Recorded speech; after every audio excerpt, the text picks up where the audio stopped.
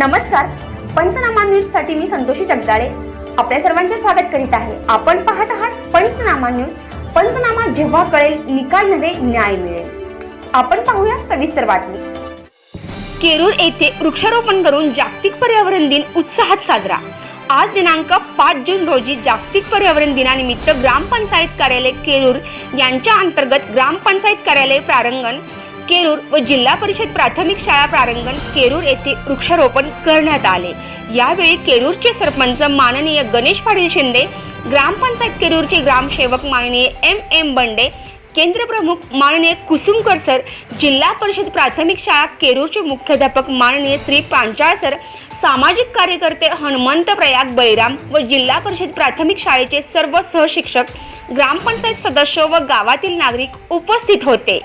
नांदेड जिल्हा प्रतिनिधी हनुमंत शिंदेसह पंचनामा न्यूज संतोषी जगदाळे।